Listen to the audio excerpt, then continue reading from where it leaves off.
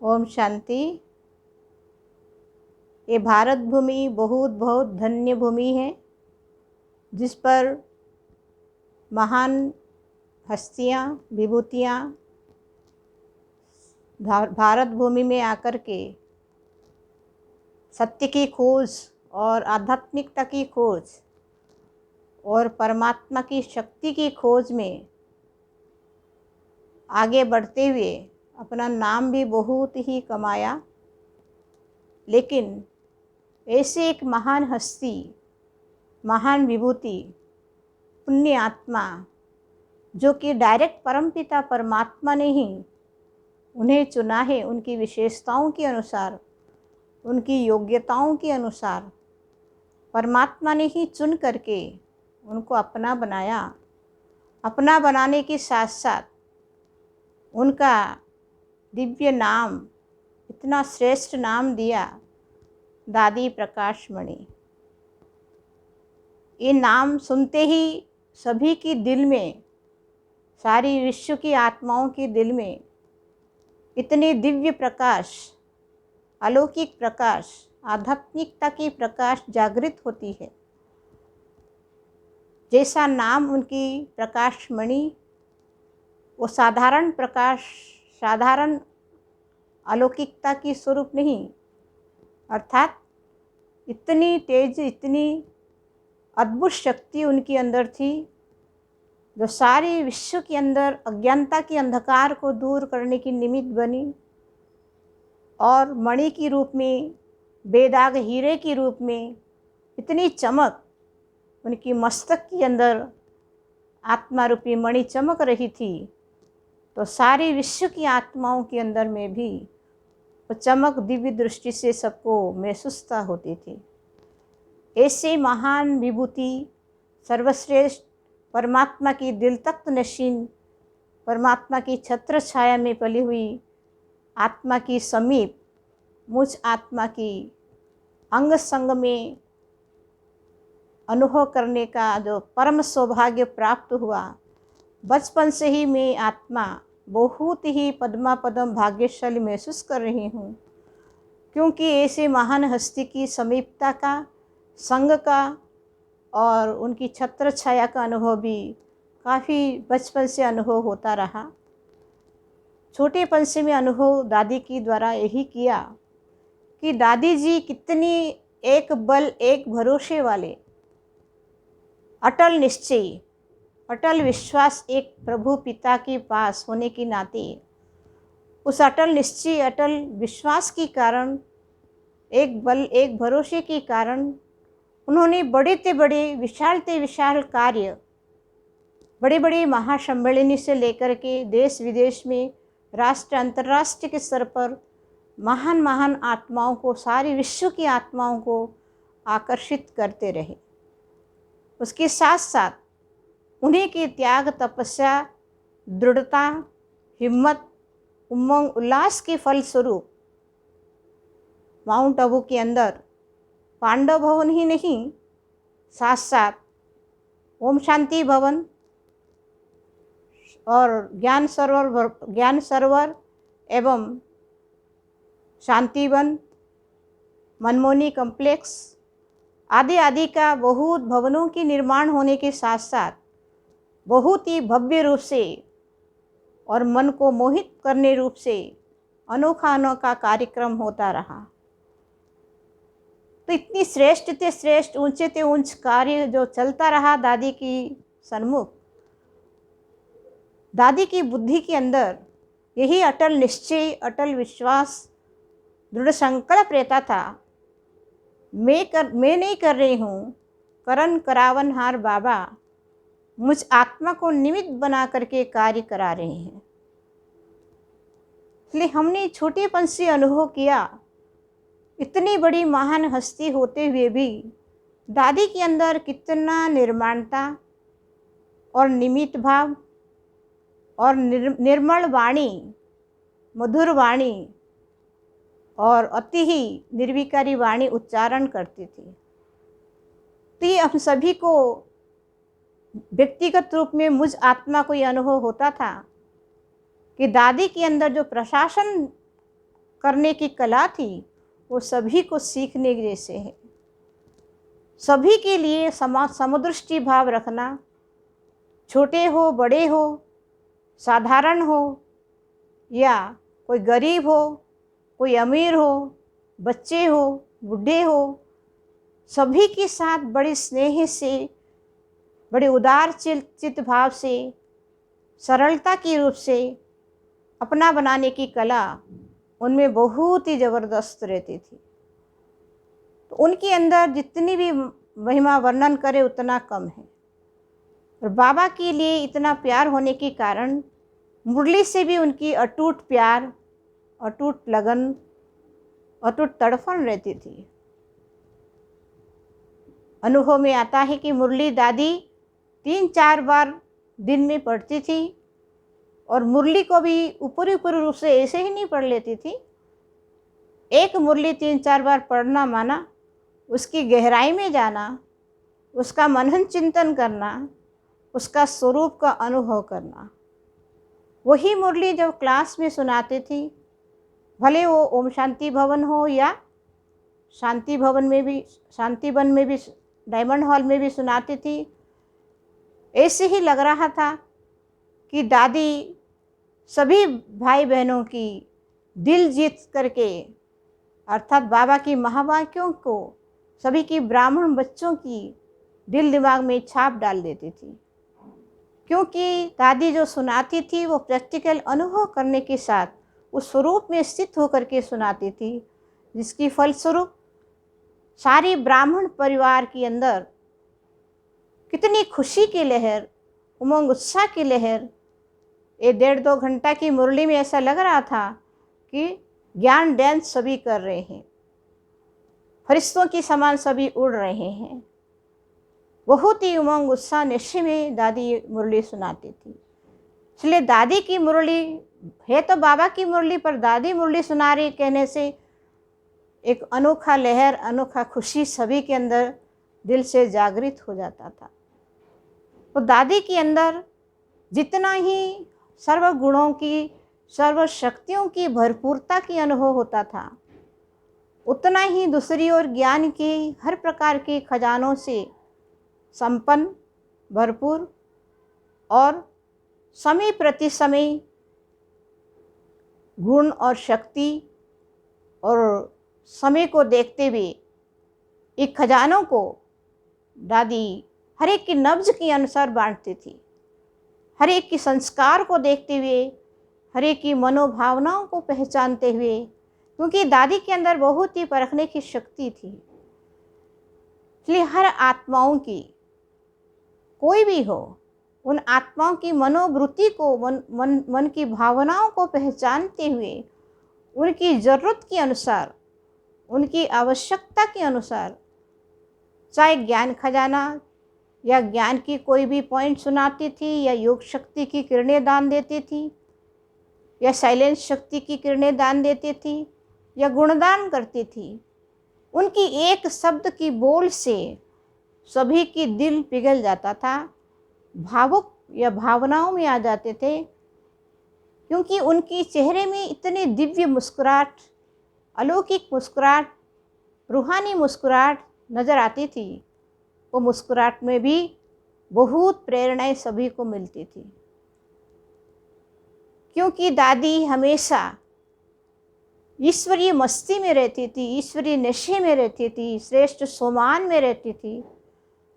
सदा हंसता हुआ चेहरा, शक्तिशाली व्यक्तित्व और प्रभावशाली व्यक्तित्व होने के कारण एक सेकंड के लिए भी उनकी सन्मुख जो भी जाते थे, भले मन के अंदर कितना भी भारीपन हो, दुख हो, अशांति हो, उनकी चेहरा देखते भी अपनी दुख दर्द भूल जाता था।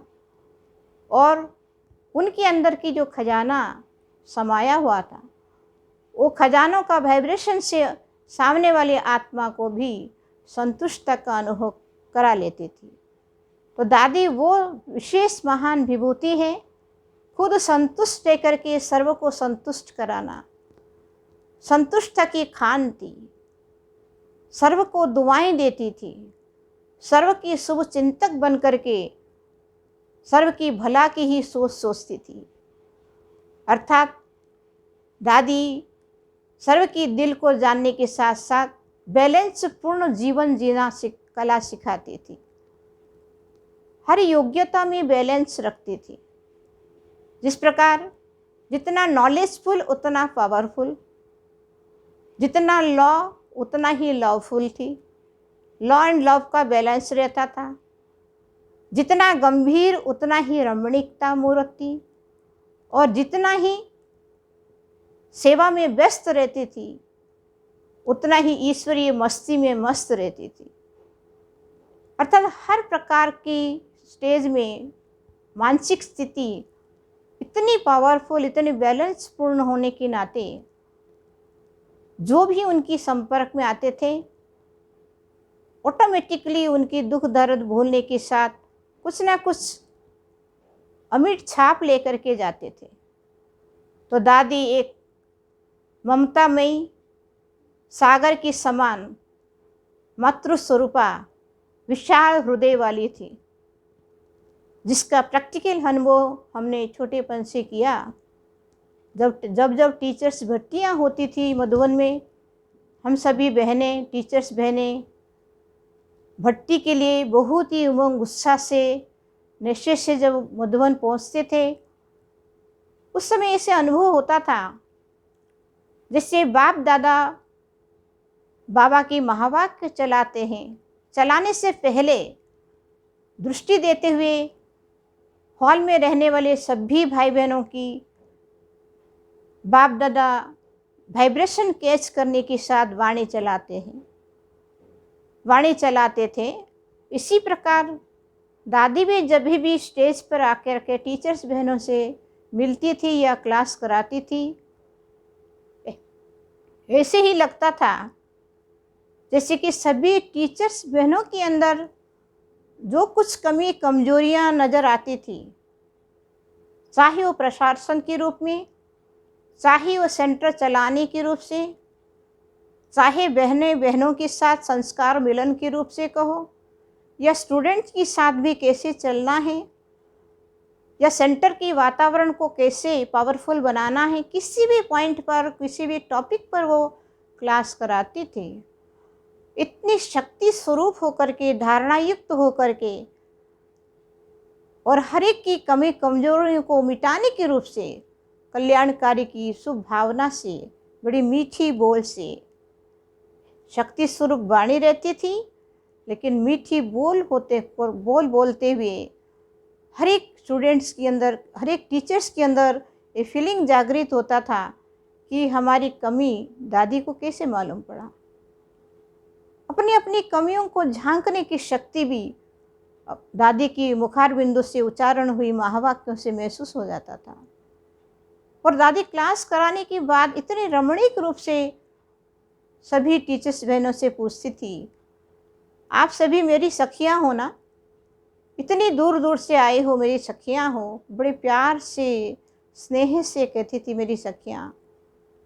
तो सोचने की बातें, इतनी बड़ी अथॉरिटी, सारी इतनी बड़ी संस्था, विशाल संस्था की चीफ होते हुए भी, हेड होते हुए भी, फिर भी हम टीचर्स बहनें छोटे छोटे होते हुए भी सखियां कहती थी। और ये भी कहती थी आप सभी अपने अपने सेंटरों में राजी खुशी हो, संतुष्ट हो।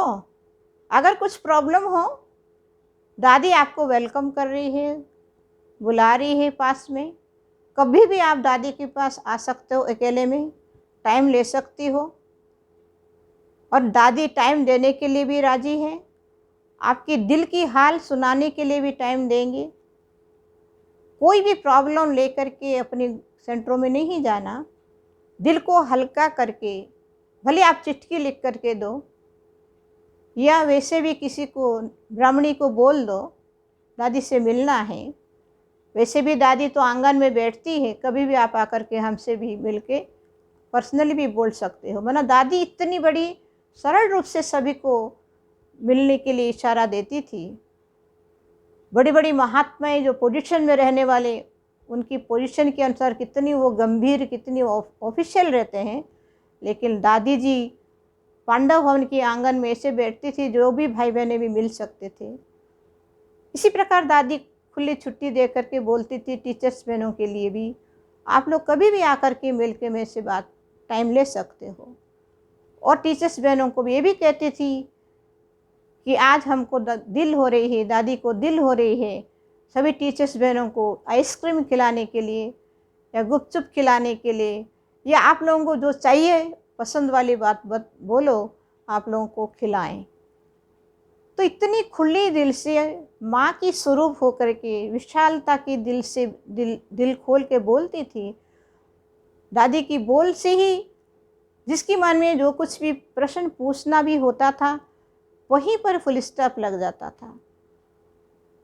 सिर्फ टीचर्स बहनों की बात ही नहीं, लेकिन बाबा की मिलन जब होता था, बाबा मिलन में भी वैसे भी 30,000, 25,000, 20,000 जो भी भाई बहने डायमंड हॉल में बैठते थे, अनुभव में ये होता है दादी कितने प्यार से अपनापन से पूछती थी, सभी राजी खुशी हो, ट्रेन से आए हो, थके थके आए हो, आराम से आए हो, ठीक व्यवस्था मिली या नहीं मिली है, कमरा ठीक है या नहीं है, कुछ भी प्रॉब्लम हो दादी को बोल सकते हो। ये किसका कर्तव्य है? माँ का कर्तव्य नहीं है? तो माँ बन करके विशाल दिल से, विशाल हृदय से, स्नेह भरी भावनाओं से दादी सबके लिए दिल का हालचाल पूछना और समझना चाह रही थी।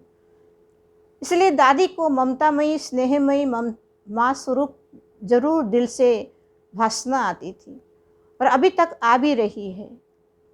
तो दादी के अंदर वो समाने की शक्ति थी। अगर मान लो दादी को कोई कुछ कहता भी था, दादी कभी इधर उधर बात नहीं फैलाती।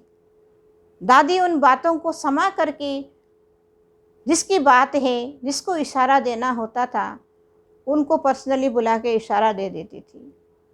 लेकिन दादी के अंदर इधर उधर चुगली करके किसी की मन को खराब नहीं करती थी, बल्कि उनकी शुभ चिंतक बन करके उनकी कमियों को दूर करने के लिए बहुत ही सुंदर ढंग से उनको इशारा मिल जाते था। तो जिस कारण यूनिटी भी बजा करके रखती थी, अर्थात संगठन में रहते हुए भी अगर किसी भी प्रकार की ऊपर नीचे बात होता था तो दादी जिसकी बात जहाँ बताना है वहाँ बता करके वहाँ फुल स्टॉप लगा करके आपस में यूनिटी की सूत्र में बांध देती थी। तो इसी प्रकार हमें छोटेपन की बात याद आ रही है। आज से 30-35 साल पहले की बात है, अर्थात उस समय राव भाई जो दिल्ली में रहते थे, लौकिक रूप के राव भाई दिल्ली इलेक्ट्रॉनिक इंजीनियर साइंटिस्ट थे। तो उस समय दिल्ली के अंदर बहुत ही उन्होंने नाम कमाया, खास दिल्ली में ही नहीं सारा यज्ञ में नाम कमाया हुआ था। उड़ीसा के अंदर में भी सेवा केंद्र खोलने के निमित्त बने। दादी की बहुत ही समीप और स्नेही सहयोगी भाई थे। तो वो अचानक उनका तबीयत खराब हो गया 89 में। दादी को जैसे ही मालूम पड़ गया कि राव जी की तबीयत खराब हो गया है, तो तुरंत ही दिल्ली की बहनों को उन्होंने खबर दिया, जाकर के राव जी का तबीयत की हालचाल पूछो और हॉस्पिटलाइज करना हो करो, क्योंकि कुमार थे, अकेले थे। तो उनका सारा सेवा, चाहे आशा दीदी, अन्य अन्य बहनें, वरिष्ठ बहनें भी उन्होंने बहुत ही ध्यान दिया, क्योंकि दादी का इतना विशाल दिल, मातृ स्नेह होने के कारण चारों तरफ उनकी नज़र जाती थी। इसके साथ साथ जो भी बड़ी बड़ी दादियाँ कोई ना कोई कारण से दिल्ली पहुंचते थे, कोई काम से, वो फ्लाइट पकड़ने के आधार से दिल्ली पहुंचते थे, तो दादी जी ने उनको भी इशारा दिया करती थी, जैसे कि दादी जानकी जी, चंद्रमणि दादी आदि आदि अन्य दादियाँ, अन्य वरिष्ठ भाई लोग भी उन दिनों में राव भाई को हॉस्पिटल में होते हुए भी खास मिलने के लिए दादी ने इशारा दिया था। तो दादी, चाहे दादी जानकी जी, चाहे चंद्रमणि दादी, अन्य दादियाँ भी राव भाई से मिलने जाते थे, क्योंकि बड़ी दादी की इशारा होने के कारण। तो राव भाई को भी बहुत अनोखा खुशी, शक्ति की अनुभव होता था, क्यों दादी ने भेजा है मेरे लिए। भले तबीयत हार्ट अटैक हुआ था, फर्स्ट अटैक हुआ था, फिर भी उनको तकलीफ़ जैसा महसूस होता ही नहीं था दादी की प्यार, दादी की शक्ति के कारण।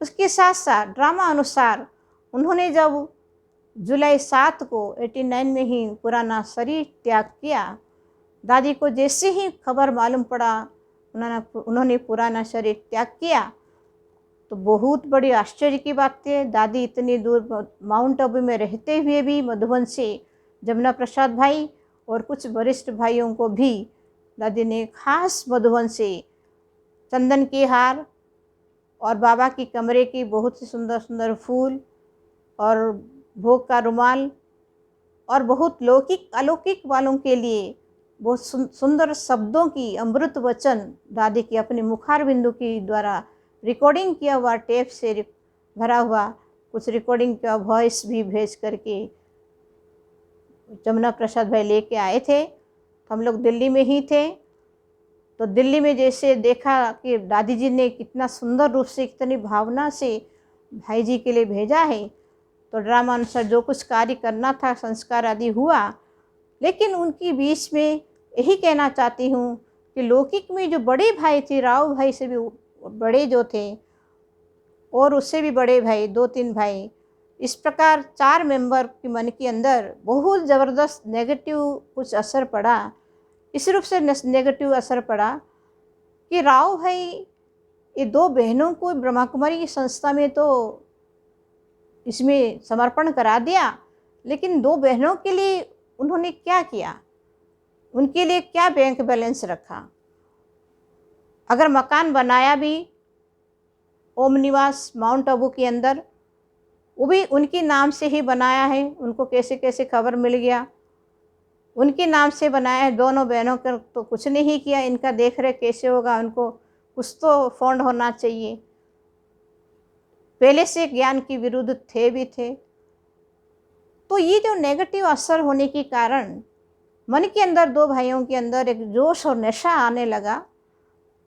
हम लोग ज़रूर माउंट आबू जाएंगे और बड़ी दादी से अवश्य पूछेंगे 2 बहनों का क्या हाल होगा, उनके नाम से क्यों नहीं वो भवन बनाया, उनके नाम से ट्रांसफ़र कराना चाहिए।